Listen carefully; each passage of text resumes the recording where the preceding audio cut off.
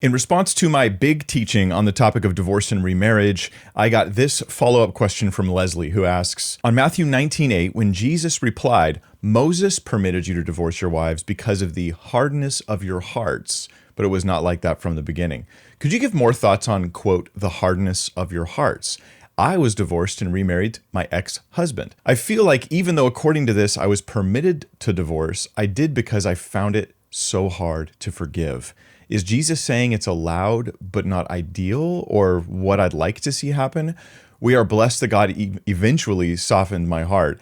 Also, could you give your view on Roman Catholic annulments? And I'm going to save the annulment question for a future video, but let's handle your first question about hardness of hearts today. How do I explain that? Well, there's a few different options as we try to one thing to do in Bible study is to sort of survey your options. You would look at a passage and you go, what are the possibilities for what this could mean? And then you kind of try to weigh the pros and cons and look at the context and figure out what the obvious meaning, hopefully it's obvious, is.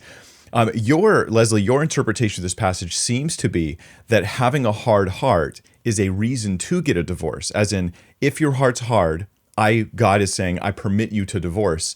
And it seems like you're thinking Jesus is echoing this sentiment that he's thinking as well. Hey, if your heart's really hard, then it's okay to get a divorce. One of the problems with this perspective, one of the cons of this perspective, is that every divorce is now valid. I mean, pretty much every divorce does stem, from a situation where there is a serious hardness of heart, right? Like people don't get divorced because their hearts are so soft.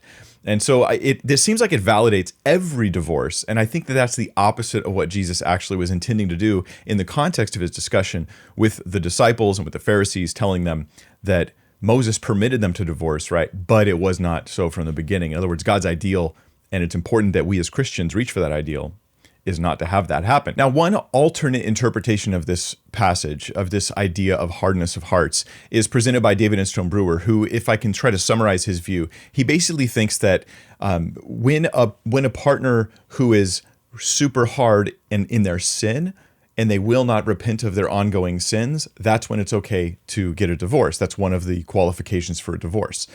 Now, this would apply basically to saying that it's not you who's enacting the divorce. It's not you whose heart is hard. It's rather the person you're divorcing. They're the one with the hard heart, and their hard heart is one of the reasons why I'm going to divorce them.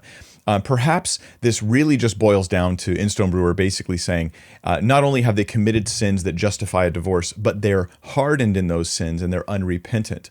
And while I would agree that you need to see a lack of repentance in order to justify divorce, even when there seems to be grounds, I think that that's a wise and godly thing to say.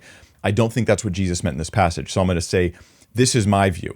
My view, for what it's worth, and I hope you'll consider it, and I do think it's correct, is that Jesus, he's talking to people in general, and he's saying why God allowed divorce in the law was because people are messed up and they're going to be getting divorces. Like, this is what people will do. And so he allows a provision in the law that actually elevates the rights of women, and it keeps the abuses that were happening under the Code of Hammurabi or other ancient Near Eastern cultures.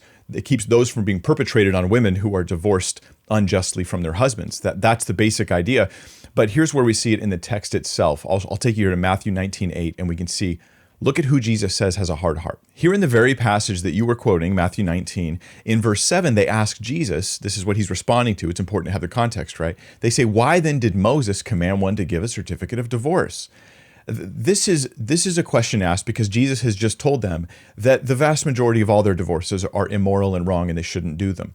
So he's kind of swept off the vast majority of human divorce, and even throughout history, saying these were immoral, wrong acts. They just want to know, well, then why did Moses allow people to get divorces? Why did he even allow it to happen in the first place? Jesus responds, because of your hardness of heart, Moses allowed, and notice this, you to divorce your wives, right? You're divorcing your wives because of your hardness of heart. In this case, it is the men who were engaging in the divorces, and in the ancient culture, it was generally almost always the man who caused the divorce. That's how it was happening, at least in the Jewish culture at the time. Almost always it was the man triggering the divorce. And so he's like, look, you're the one saying, I divorce you. You're the one with the hard heart. What is this getting at? I think it's getting at the idea that hard hearts are often the cause of divorce, not that hard hearts are the justified cause of divorce. I think it's allowing us to see the reality of humankind, that you have people who are just bitter towards their spouse. They're hateful, they're unforgiving, they won't yield, they won't forgive, they won't move forward in love. They have closed their hearts off to their spouse. So what does it mean for us? What does it mean for us? I think it means watch out for a hard heart as a spouse. That me as a husband, my wife as a wife, she has to watch out. I have to watch out for a hard heart where I start treating my spouse with the leftover relics of the bitterness of our last argument, with the upset and anger carried over from mistakes and sins of years ago, where I start treating them so different than I vowed to treat them when I got married.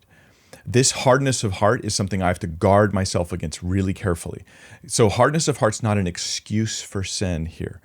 Hardness of heart is a cause for divorce because our hearts are hard. Now, Jesus, what does he want us to do about our hard hearts? Get a divorce? No, he wants us to repent of our hard hearts, to love unconditionally, to seek to make this thing work. And there are exceptions, and I talk about those in my video, reasons to get a divorce, but those don't apply to most marriages, I think.